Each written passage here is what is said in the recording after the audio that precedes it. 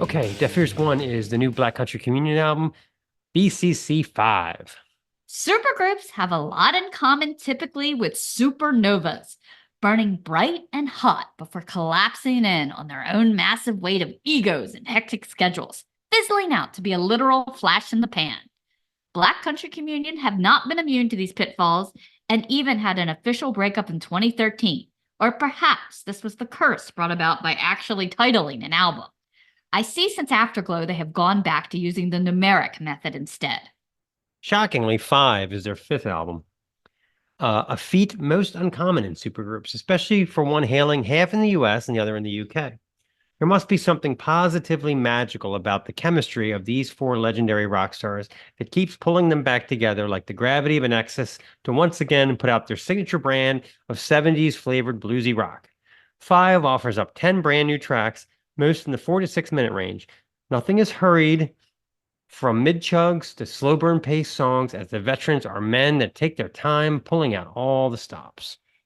Enlightened rips with a funk of 40,000 years baseline of Glenn Hughes and crunchy riffs of Joe Bonamassa pulse out, slightly distorted, as Jason Bonham's Zeppelin-formed drums begin to roll out in a refreshing rock groove. Hughes has a way of using inflection, just enough to infuse his vocals with an impassioned performance, but he never overdoes it, crooning the lines, "Tell me what you really see, tell me how you really feel, enlighten."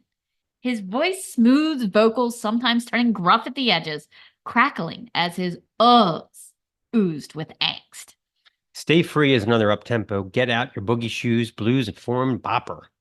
It has a gospel-like feel with backup singers bolstering the chorus.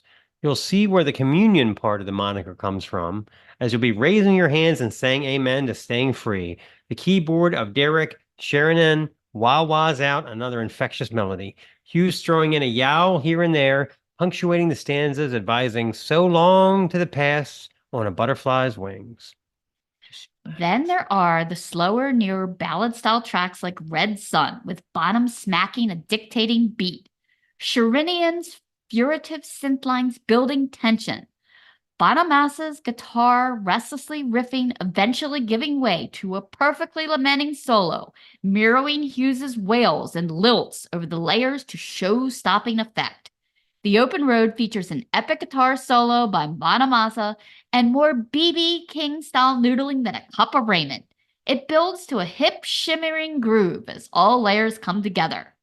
If I had to pick a favorite track, it would be Love and Faith, with Doors-style church synths before the drums pound us in, layering with the bass line, creating a wall of grimy rock as the guitar riffs crunch, zooms, and gyrates.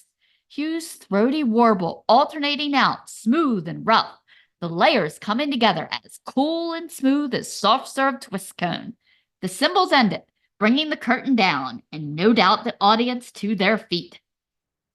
If the curse of the supergroup could be broken, surely it would be by these four legends. I read that Hughes said they make music for themselves, not with an audience in mind, and with fantastic pants. I must say, Glenn Hughes' pants are always impressive. Anyway, something about the way they play off each other, creating the best music that this rock royalty can imagine, makes for an epic feel. Their songs aren't storytellers, but more capture an emotion or a feeling, rather than being specifically about sex, rebellion, or random drugs. The art they create feels as ageless as Glenn Hughes and just as resilient. And they aren't above throwing in some cowbell here and there. Here's hoping for 6. Let's play a song. This is Love and Faith.